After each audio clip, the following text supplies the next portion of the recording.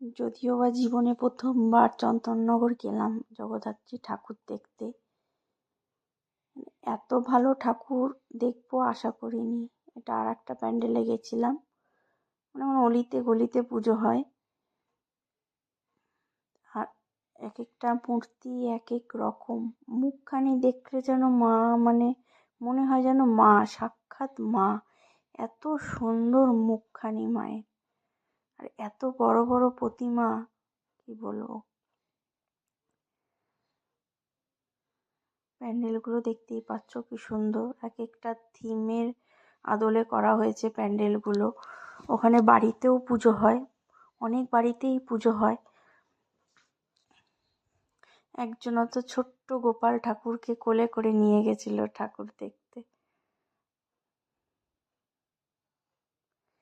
আর এই প্যান্ডেলে ভোগ দেওয়া হচ্ছিল, ভোগটা এত অসাধারণ খেতে হয়েছিল কি বলবো।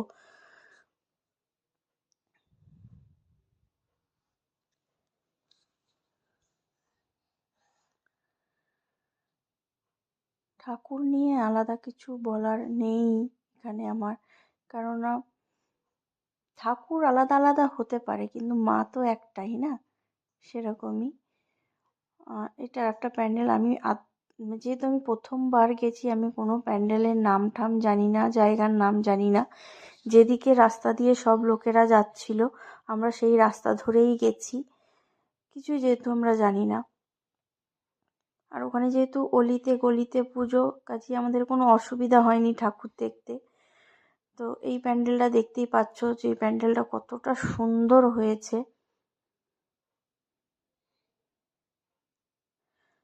ওনাদের প্রত্যেকের মানে প্যান্ডেল করার যে কনসেপ্ট, সেটা খুবই সুন্দর।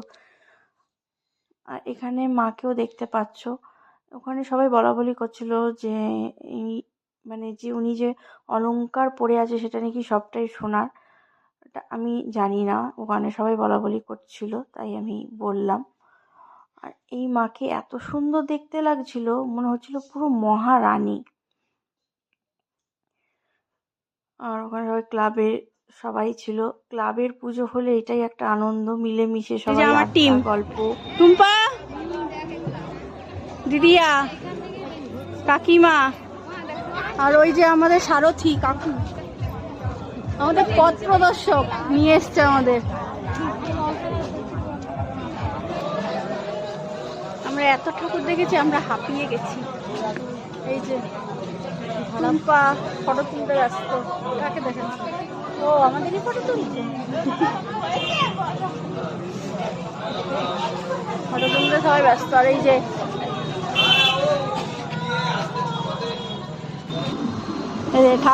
ঠাকুর দেখতে আসার ফল, জুতো এক্সচেঞ্জ হচ্ছে।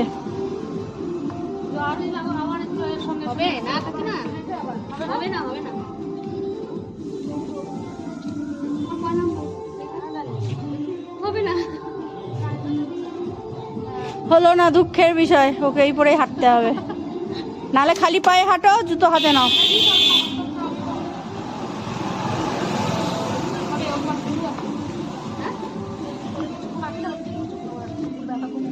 হয়েছে এক বোনের আর এক বোনের হয়েছে।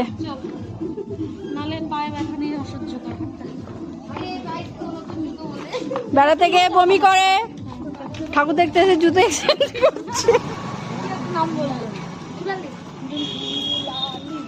আদর করে কি নামে ডাকে? আদর করে কাকিমাকে দুলালি দুলালি নামে ডাকে। এত ঠাকুর হয়েছে, আমরা 9টা ঠাকুর দেখে আমরা ক্লান্ত হয়ে গেছি। এখন ঠাকুর খুঁজে বেড়াচ্ছি যে এত ঠাকুর হয়, আমি জানতাম না চন্দননগরে এত ঠাকুর হয়। ঠাকুরের শেষ নেই, ঠাকুরের শেষ হচ্ছে না। মানে এত ঠাকুর, অলিতে গলিতে ঠাকুর, যেদিকে যাবে সেদিকে ঠাকুর। এই যে আর একজন বলছে 15টা আর দেখলেই যথেষ্ট। এটা নিয়ে 10 নম্বর, আমাদের 10 নম্বর চলছে, হবে এখন। দেখি, হাঁপিয়ে তো গেছি।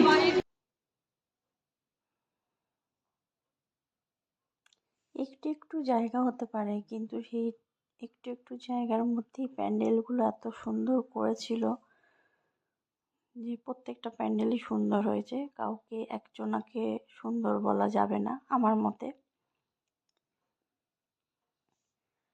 এটা তো আমি বাড়িতে এসে ছেলেকে দেখিয়েছি, দেখ আমরা রাক্ষসের মুখে ঢুকে গেলাম। ও বলছে কি বলছো মাম্মাম তুমি, যে তোকে নিয়ে যাইনি।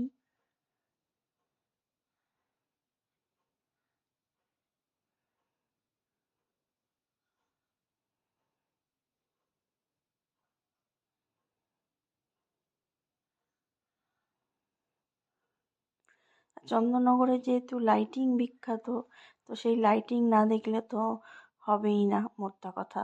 আর আমরা যে সময় গেছিলাম তখন দুপুরবেলা ছিল বলে সব লাইটিং জ্বালানো হয়নি, একটু সন্ধে সন্ধে হওয়ার পর সব লাইটিংগুলো জ্বলছিল।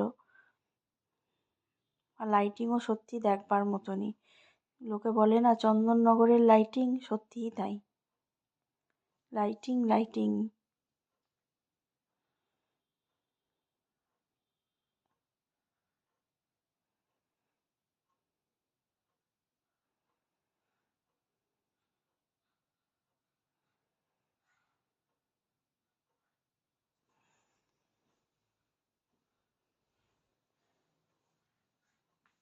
হাঁটতে সত্যি আমাদের সেদিন কোনো কষ্ট হয়নি, অনেকটা হাঁটা পড়েছে আমাদের কিন্তু কষ্ট হয়নি আমাদের।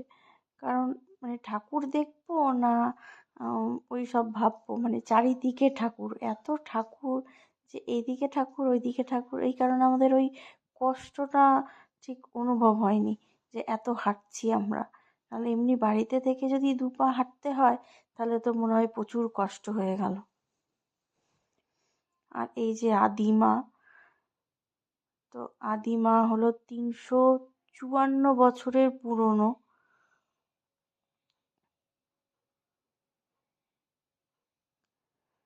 প্রচুর ভিড় ছিল এই মায়ের কাছে, প্রচুর ভিড়।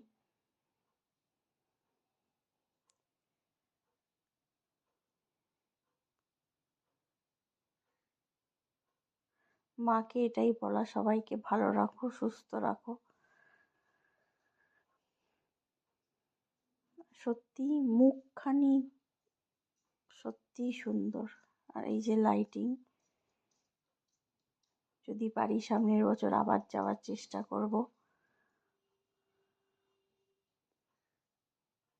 আমি যতটা পেরেছি ততটা ভিডিও করার চেষ্টা করেছি। আর এই সময় আমি ফিরে চলেও এসেছি।